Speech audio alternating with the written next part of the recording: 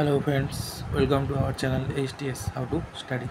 চলো আজ ক্লাস 10-এর উপপাদ্য নম্বর 49, যেটা কিন্তু পিথাগোরাসের উপপাদ্য নামে পরিচিত। এই উপপাদ্যটা কিন্তু ভেরি ইম্পর্টেন্ট তোমাদের মাধ্যমিক পরীক্ষার জন্য, আর এটা কিন্তু মোটামুটি অল্টারনেটিভ ইয়ারে প্রায় আসে। হ্যাঁ, তো মানে এটা আর এর যে বিপরীত উপপাদ্যটা আছে, মানে উপপাদ্য 50-এর পরের উপপাদ্যটা, এই দুটো কিন্তু খুব ইম্পর্টেন্ট উপপাদ্য ক্লাস 10-এর বোর্ড এক্সাম বা মাধ্যমিকের জন্য। তো এই উপপাদ্যটা কিন্তু শুধু এখানেই, মানে যে লটা এখানেই থেমে থাকা না, এর অ্যাপ্লিকেশান তোমরা ক্লাস 7, 8, 9-এর অঙ্কতেও করেছো, এর পরেও ভবিষ্যতে ত্রিকোণমিতি বা বিভিন্ন জায়গায় এর অ্যাপ্লিকেশান পাবে। যাই হোক, এই উপপাদ্যটা কী, এই উপপাদ্যটা সে সম্বন্ধে আমাদের জানতে হবে। আমরা এতদিন পর্যন্ত যে উপপাদ্যগুলো করেছি সেগুলো কিন্তু জাস্ট প্রমাণ করতে দেওয়া হতো, কিন্তু এই উপপাদ্যটা কিন্তু প্রমাণ প্লাস বিবৃতি এই দুটো জিনিসই আসে। অর্থাৎ এই উপপাদ্যটার যে মানে যা বলতে পারো আর কি, কী উপপাদ্যের যে ব্যাখ্যাটা, সংজ্ঞাটা আর কি, যা বা বিবৃতি, যেটাকে বলে বিবৃতি, সেই বিবৃতিটা লিখতে দেয়, সেটা 1 নাম্বার থাকে, আর বাকি প্রমাণটা 4 নাম্বার, মোট 5 নাম্বার এইভাবেই দেওয়া হয়।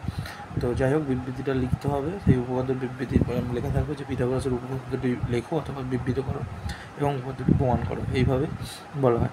যাই হোক, এখানে তাহলে বিবৃতিটা কী হবে? তো বিবৃতিটা কিন্তু এই যে লেখাটা দেখতে পাচ্ছ, যে এই লেখাটাই হবে, যে কোনো সমকোণী ত্রিভুজের অতিভুজের উপর অঙ্কিত বর্গক্ষেত্রের ক্ষেত্রফল অপর দুই বাহুর উপর অঙ্কিত বর্গক্ষেত্রের ক্ষেত্রফলের সংশ্লিষ্ট সমান। এইটুকু লিখলে তোমরা 1 নাম্বার পেয়ে যাবে। তাহলে এইটুকু কী করতে হবে? মুখস্থ করে নিতে হবে। কিন্তু মুখস্থ করার কিছু নেই, কারণ এই জিনিসটা আমরা যখন উপপাদ্যটা ভালো করে বুঝবো, এটা ইজিলি আমাদের মনে থেকে যাবে। এটা মুখস্থ আলাদা করে করার কোনো দরকার পড়বে না।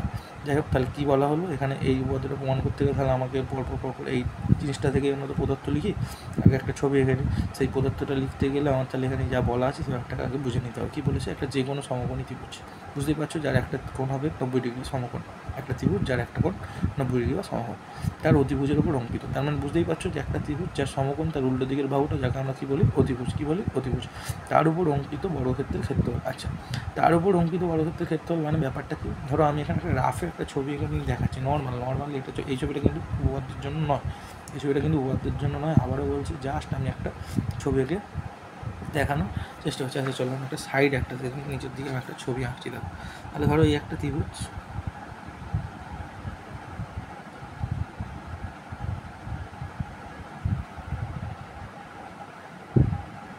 ধরো এইটাই, এই যে কোণটা দেখো, এটা তো আমরা জানি সমকোণ। এখানে যদি দেখতে পাচ্ছ স্পষ্টভাবে, এটার উপর এটা লম্ব। তাহলে এর উল্টো দিকে এই যে কোণটা, এই যে এই কোণটার উল্টো দিকের বাহুটা কী হয়? অতিভুজ হয়। কী হয়? অতিভুজ হয়। তাহলে ধরো এই যে ABC একটা ত্রিভুজ, এটা কী ত্রিভুজ? সমকোণী ত্রিভুজ। কী ত্রিভুজ? সমকোণী ত্রিভুজ। এই সমকোণী ত্রিভুজের অতিভুজ, এই যে অতিভুজ দেখতে পাচ্ছ AC, এর উপর অঙ্কিত বর্গক্ষেত্রের ক্ষেত্রফল মানে কি? এই যে এসি, এই যে অতিভুজটা আছে না, এই অতিভুজটাকে একটা বাহু ধরতে হবে। কী ধরতে হবে? একটা বাহু ধরতে হবে বর্গক্ষেত্রে।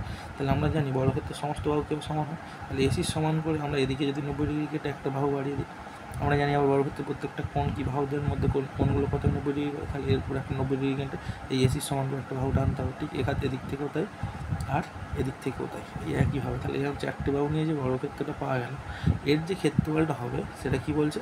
এই যে বিসি যে বাহুটা আছে না, এই যে এটাকে বলছে ভূমি। এই ভূমির ওপরে এই মাপ নিয়ে, তাহলে এই 90 ডিগ্রি টেনে এদিকে বিসির মাপ নিয়ে বাড়িয়ে দিলে যেটা হবে, আর এদিক থেকেও তাই। তাহলে এইভাবে যে বর্গক্ষেত্রটা হবে, এই যে বর্গক্ষেত্রটা, তার ক্ষেত্রফল। আর এই দিকে দেখো, এই যে এবি বাহুটা আছে না, এটাও তাহলে কী হবে? এর মাপ নিয়ে সমান করে একটা বর্গক্ষেত্র যদি আঁকতে চাই, তাহলে কী হবে? এদিক থেকে একটা 90 ডিগ্রি এনে এবি মাপ নিয়ে এদিকে বাড়ানো, এদিকেও সেম একই হবে, আর এদিক থেকে জুড়ে দিয়ে যেটা হবে, তাহলে এই যে বর্গক্ষেত্রের ক্ষেত্রফল মানে কি? এই যে ছোটো বর্গক্ষেত্র দুটোর ক্ষেত্রফল যোগ করলে যা হবে, দেখা যাবে ক্ষেত্রফলের যে সমষ্টি, সেটা কী হবে? এই বড় যে বর্গক্ষেত্র, তার ক্ষেত্রফলের সমষ্টি সমান হবে। এটাই হচ্ছে পিথাগোরাসের উপপাদ্য। এটা আমার প্রমাণ করে দেখাতে হবে। বোঝা গেছে আশা করি?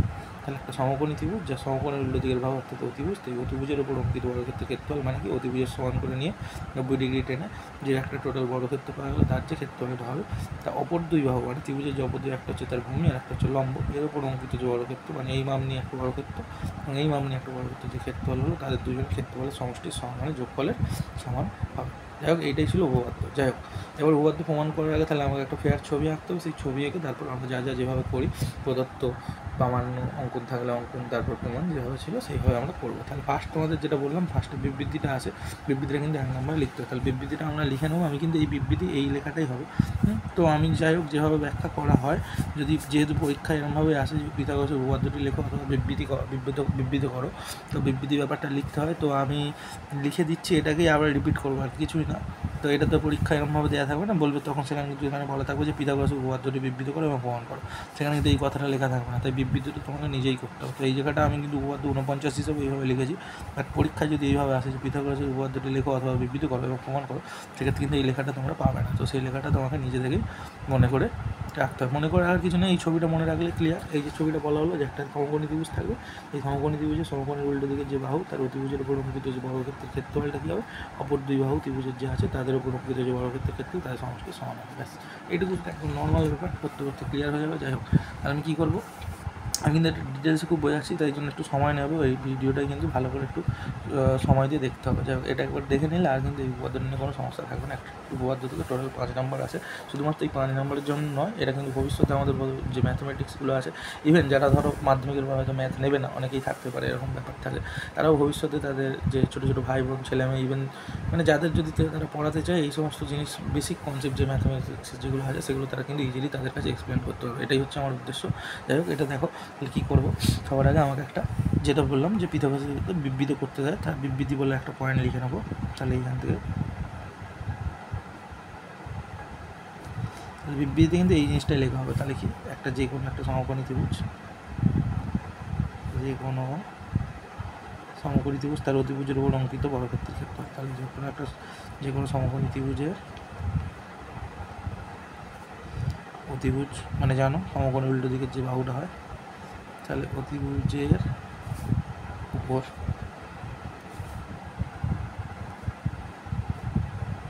অঙ্কিত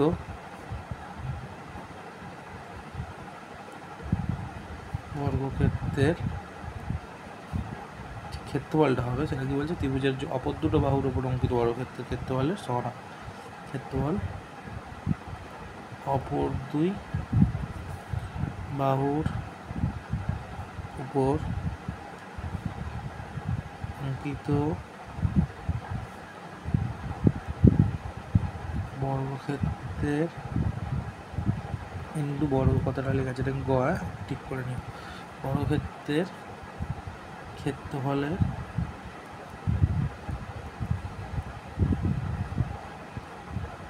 সমান, ক্ষেত্রফলের সমান। এই হচ্ছে উপপাদ্য, পিথাগোরাসের উপপাদ্য 49 নম্বর উপপাদ্যটার বিবৃতি। ঠিক আছে, তাহলে বিবৃতি লেখা হয়ে গেল। এটা কিন্তু এক্সট্রা করে আসে এই পয়েন্টটা, তাহলে 1 নম্বরের জন্য পেয়ে যাবেন, আমাদের ঠিকঠাক করে লিখে আসতে হবে।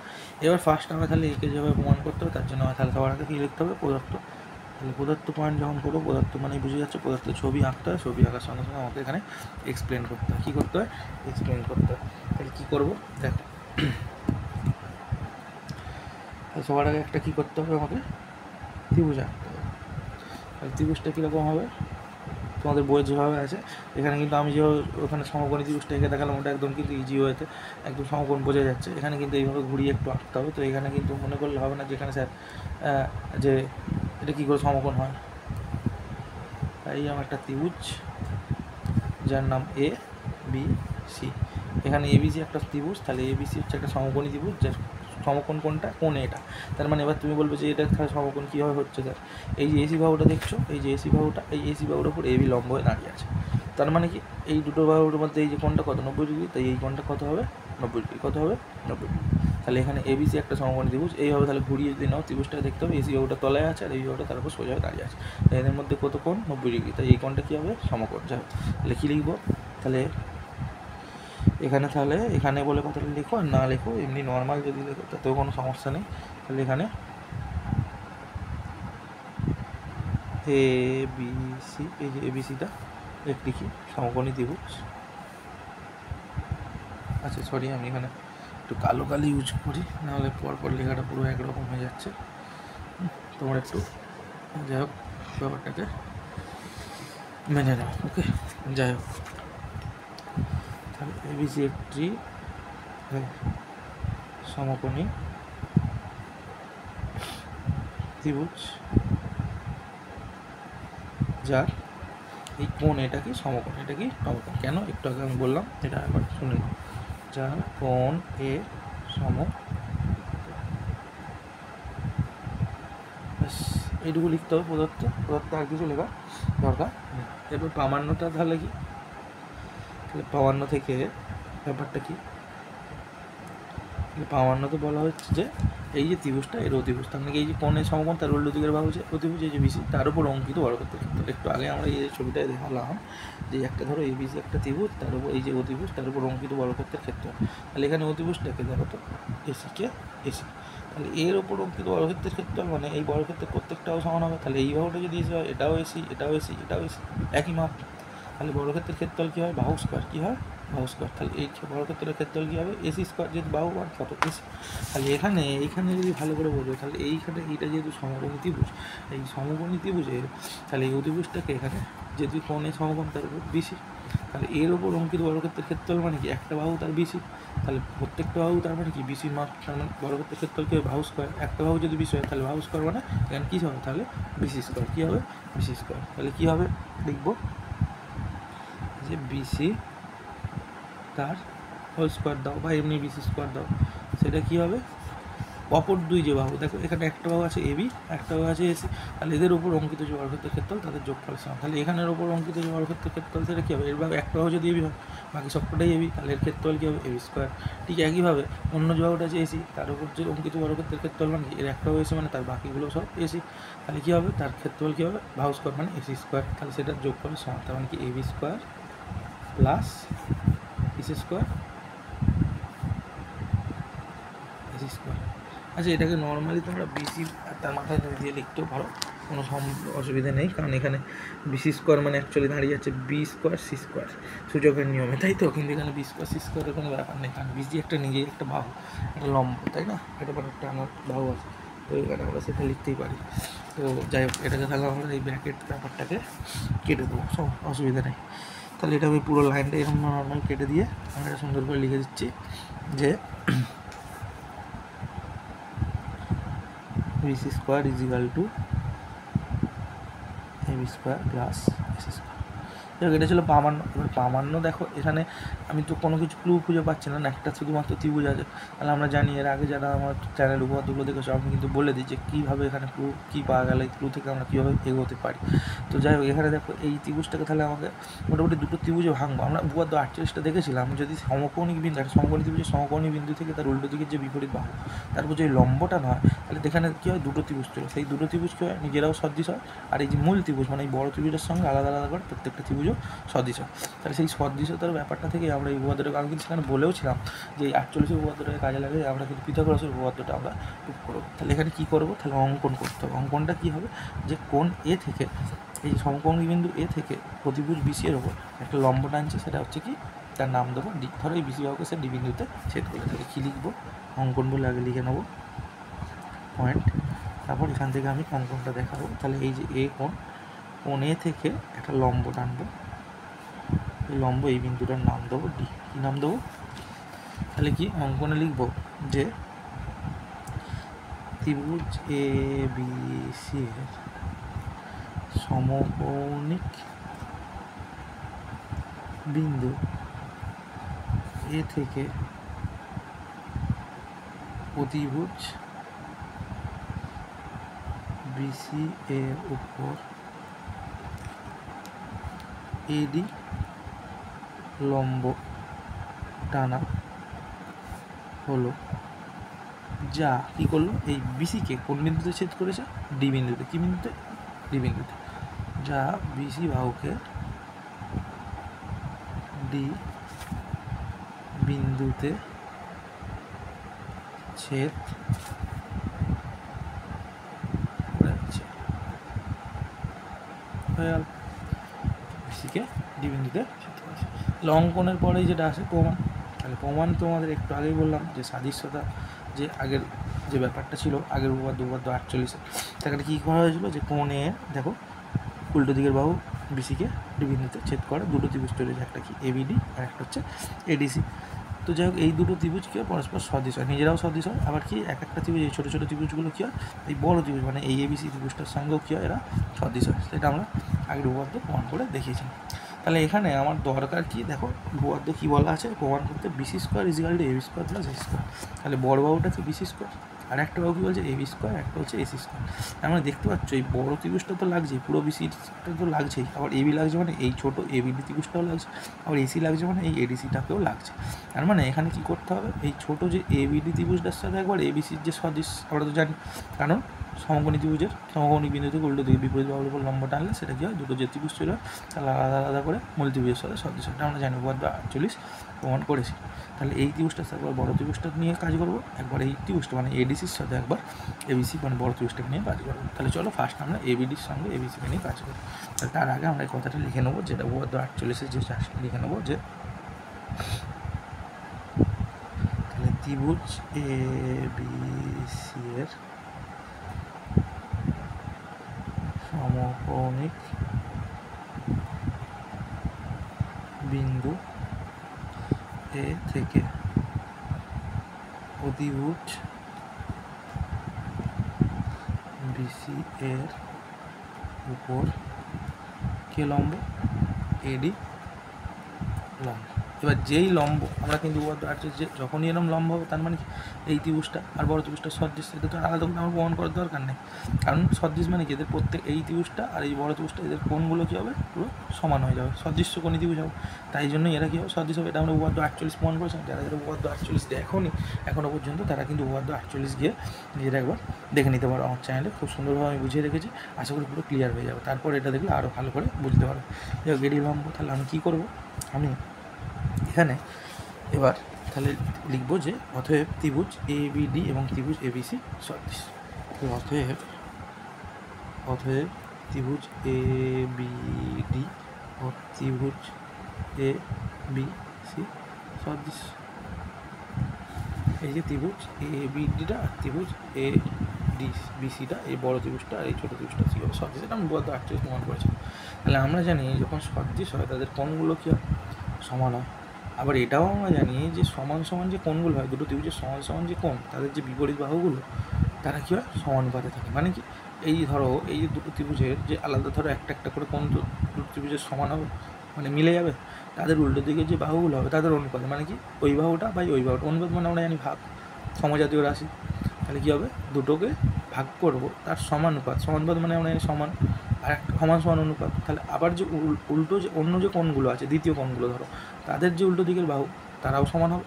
ঠিক একইভাবে যে তৃতীয় কোণটা মিলে গেছে, সেই তৃতীয় কোণের উল্টো দিকের যে বাহুগুলো আছে তারাও কী হবে, সমান হবে। তাহলে ব্যাপারটা কি আরও ভালো করে ক্লিয়ার করে বোঝানোর জন্য আমাকে ফার্স্টে দেখতে হবে এই দুটো ত্রিভুজ নিয়ে কী ব্যাপার হচ্ছে। ভালো করে একটু দেখো, আমার দরকার কি এই বিসিকে আর এবিকে, কারণ এখানে কিন্তু এসি আমি পাবো না, কারণ এসির এখানে নিয়ে আমি কাজ করছি না। তাহলে আমি কী করবো, মানে এসিকে নিয়ে আমার কাজ এখানে হচ্ছে না। তাহলে ভালো করে বোঝার চেষ্টা করো। ধরো এই যে এবিডি আর এবিসি এই দুটো যে ত্রিভুজ আছে, তাহলে এই দুটো ত্রিভুজের মধ্যে কোন কোনটা সমান, দেখো এবিসি এই যে বড় ত্রিভুজটা এই বিকোণটা আর এবিডি আর এই বিকোণটা কিন্তু দুটোই কিন্তু মিলে গেছে, মানে এই দুটো কী হবে, পুরো সমান। তাহলে এর উল্টো দিকের বাহু কী হবে, দেখো তো এর উল্টো দিকের বাহু এই এবিডি এর এই যে উল্টো দিকের বাহু কি এডি, আর এই যে এ বিসি এই যে বিকোণ তার উল্টো দিকের বাহু কি এসি। তাহলে আমায় কী লিখতে হবে, যে এই যে উল্টো দিকের বিপরীত বাহুকে অনুপাতটা মানে কি এডি বাই এর উল্টো দিকে এই যে বাহুটা ছিল এসি, এদের অনুপাতটা কার সাথে সমান হবে, যে ত্রিভুজের অন্য কোণ যে সমান কোণগুলো আছে তাদের যে উল্টো দিকের বাহু অনুপাতের সমান। মানে কি এই দেখো, তাহলে এখানে আর কি কোণ আছে, এখানে এই কোণটা কি লম্ব, এটা কি 90 ডিগ্রি। তাহলে এইটা হচ্ছে তোমার এই এবিডি এর, আর এবিসি এর কোণটা লম্ব, এই কোণ এই কোণটা, কারণ আমরা বলেইছি যে এবিসি এর কোণ একে সমকোণ। তাহলে এই কোণটার বিপরীত বাহু মানে কি এই বিসিটা, আর এই কোণটার বিপরীত বাহু এই ডি কোণের বিপরীত বাহু কোণটা এবিটা, এই দুটোর যে অনুপাত মানে কি এবি বাই বিসি, এইটা কি হবে, আগের যে দুটো কোণ হলো যে তাদের যে বিপরীত বাহুর অনুপাতের সমান হবে। ঠিক একইভাবে অন্য আর একটা কোণ আমরা জানি দুটো কোণ যখন মিলে তৃতীয় কোণটা তাহলে সমান হয়। সেক্ষেত্রে এখানে দেখো তো এই বড় ত্রিভুজটার এই সি কোণটা আর এই ত্রিভুজের ডি কোণ কাজ হয়ে গেছে বি কোণ, তাহলে কে পড়ে আছে এই কোণটা, তাহলে এই দুটো তো সমান। তাহলে এই কোণের বিপরীত বাহু মানে কি এই বিডিটা, আর এই সি কোণের বিপরীত বাহু মানে কি এবিটা, এদের যে অনুপাত মানে কি বিডি বাই এবি, এই দুটোও কী হবে, ওই আগের যে দুটো অনুপাত তাদের সমান হবে কী হবে, সমান। কিন্তু আমার এখানে কাজ কাকে নিয়ে, কাজ হচ্ছে এইটাকে নিয়ে আর এটাকে নিয়ে। তাই জন্য আমি যে প্রথমে এই বি কোণ মানে এডি আর এসি এটাকে আমি কাজে লাগাবো না, এডি আর এসিকে কাজে লাগাবো না। তো ওটা তোমরা লিখতে পারো, লিখলে কোনো অসুবিধা নেই, কারণ আমরা A equal to B equal to C মানে আমরা জানি B equal to C, A equal to C. তো আমার যদি একে না দরকার হয় আমি বি ইকুয়াল টু সি নিয়ে কাজ করবো, কোনো সমস্যা নেই, আমরা লিখতেও পারি নাও লিখতে পারি। আমার যেটুকু কাজ আমি সেইটুকু নিয়েই করবো, তোমাদের বইভাবে লেখা আছে, তো ব্যাপারটা আমি কী ব্যাপারটা কিন্তু বুঝিয়ে দিলাম।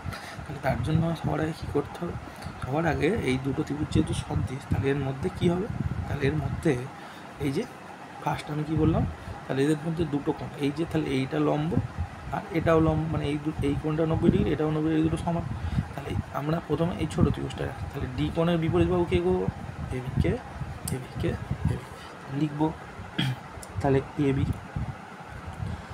অনুপাত মানে কি, ভাগ আমরা জানি, তাহলে এবি বাই ডি কোণের সঙ্গে সমান কোণ কোনটা, এই বড় ত্রিভুজটা, এই কোণটা, কারণ এটাও 90 এটাও 90, তাহলে এর উল্টো দিকের কোণ কোনটা, এই বাহু কোনটা, এই কোণের উল্টো দিকের বাহু কোনটা, বিসি। তাহলে এই এর উল্টো দিকের এই যে বাহু মানে এবি, আর এই কোণটা, এই সমান কোণটার উল্টো দিকের বাহুকে বিসি, এর অনুপাত মানে এটা বাই ওটা, তাহলে সেটা লিখবো এবি বাই বিসি সমান কি, আমি প্রথমটা ছেড়ে দিয়েছি, আমি বলেছি প্রথম বি কোণটা নিয়ে আমার কাজ নেই, আমার দরকার এবার উল্টো আরেকটা যে কোণ পড়ে আছে সি কোণ, তাহলে এর সি কোণ পড়ে আছে আর এর এই কোণ, এই দুটো সমান আমরা জানি উপাদ্য 48, যে দুটো কোণ যখন মিলে যায় তৃতীয় কোণটা মিলবে অবশ্যই, তাহলে এইটা সি হলে এটাই।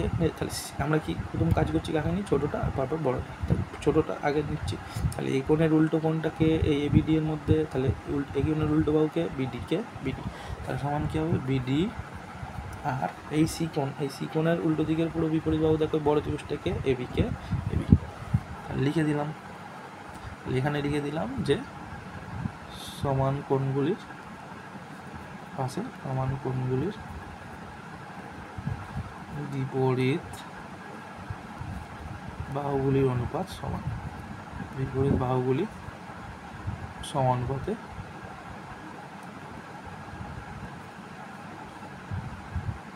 গুলির অনুপাত সমান, নর্মাল লিখে দেবো অনুপাত সমান, সমান কোণগুলির বিপরীত বাহুগুলির অনুপাত সমান, এইটুকু লিখে দাও, এটা তোমার ব্যাপারটা কি। তাহলে এখান থেকে আমি কি লিখতে পারি, অতএব এই এবি আর এবি কোণাকুনি গুণ হবে, তাহলে কী হবে এবি স্কোয়ার ইজিক্যাল টু কী হবে BC into BD, BC into BD কোণাকুনি, তাহলে এটা দিয়ে দাও 1 নাম্বার, কি দিয়ে দাও 1 নাম্বার।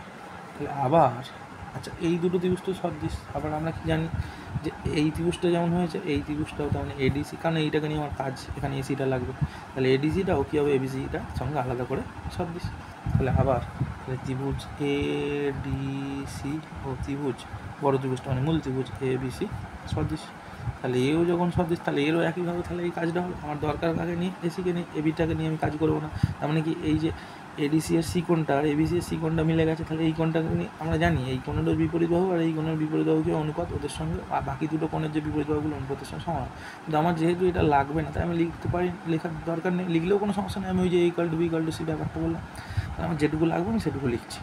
তাহলে কী করব, তাহলে এখানে দেখো তো এই ত্রিভুজটার এই যে ডি কোণটা 90 ডিগ্রি, আর এই ত্রিভুজটা বড় ত্রিভুজটার এই কোণটা 90 ডিগ্রি, তার মানে এর উল্টো দিকের বাহু আমি ছোটোটাকে আগে রাখছি, তাহলে এই যে ডি কোণের এই যে উল্টো দিকের বাহু কে আছে দেখো তো এসি, আর এই বড় যে ত্রিভুজটা তাহলে এই কোণটা যেহেতু সমান তাহলে উল্টো দিকের বাহু কে আছে বিসি, তাহলে আমরা লিখতেই পারি অতএব অতএব এই উপরে একটা অতএব এটা করে নেবে, তাহলে এসি বাই এই যে এই ত্রিভুজটা এই কোণটার উল্টো দিকে এসি, আর এই সমান কোণকে এই কোণ তার উল্টো দিকের বাহু অনুপাত মানে বিসি, অনুপাত মানেই ভাগ, তাহলে এসি বাই বিসি সেটা কার সাথে সমান হবে, তাহলে ত্রিভুজের দেখতে পাচ্ছি ডি কোণটা এই কোণটা মিলে গেছে, আমার এই সি কোণটা নিয়ে কাজ নেই, কারণ ওটা আমার লাগবে না, আমি জানি ওটা লাগলেও কোনো সমস্যা নেই।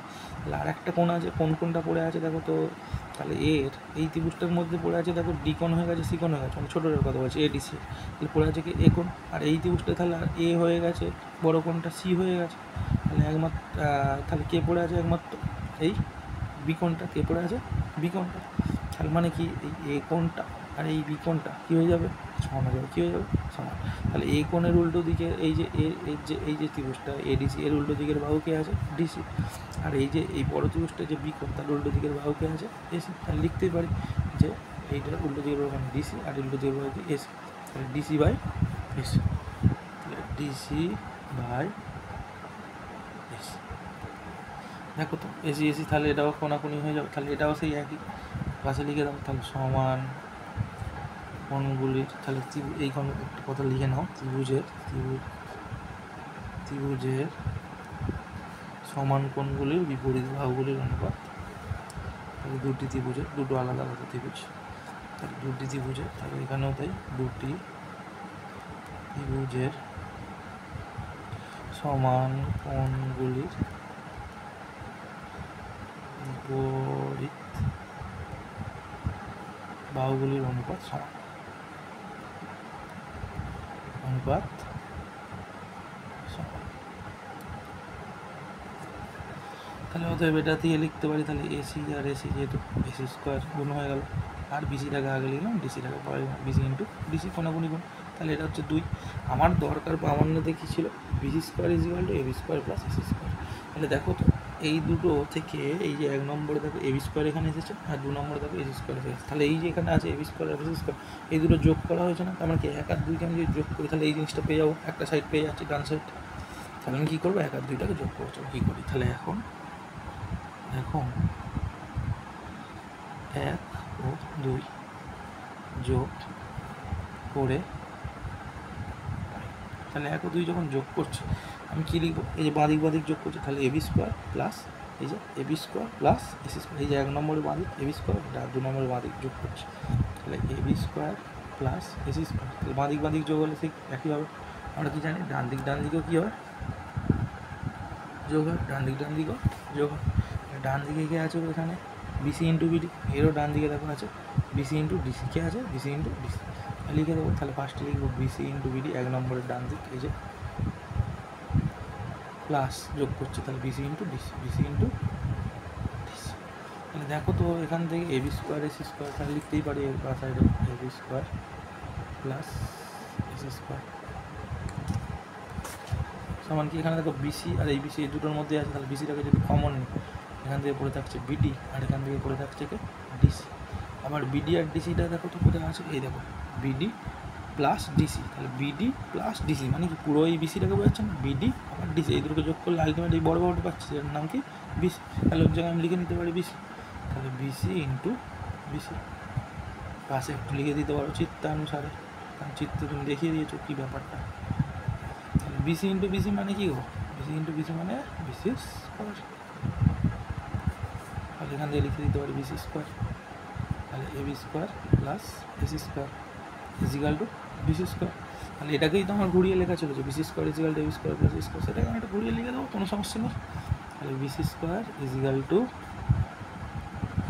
AB square plus AC square, এটাই ছিল প্রমাণিত, পিথাগোরাসের উপপাদ্য প্রমাণ হয়ে গেল। তাহলে পাশে শুধু একটু ব্র্যাকেট দিয়ে লিখে দাও প্রমাণ, ব্যাস এটাই ছিল উপপাদ্য। দেখো এই উপপাদ্যটা 27 মিনিট 19 সেকেন্ডে আমি ভিডিও এখন মানে আরও বেড়ে যাবে। আমি এতক্ষণ ধরে সময় নিয়ে বোঝালাম একটাই কারণে, খুব খোলামেলাভাবে বোঝানোর চেষ্টা করলাম, একদম যেভাবে ব্যাচে টিউশন পড়ায় সেইভাবে একটু সময় নিয়ে, কারণ এটা 5 নাম্বার আছে, শুধু 5 নাম্বার নয়, বারবার বলছি এটা কিন্তু যারা ভবিষ্যতে ম্যাথ বা সায়েন্স নিয়ে এগোতে চাইছে, যাদের পিওর সায়েন্স নিয়ে এগোবে তাদের ক্ষেত্রে এই উপপাদ্যটার অনেক কাজ আছে, আর জ্যামিতিতে এটা কিন্তু মানে বিশেষ একটা অবদান রাখে।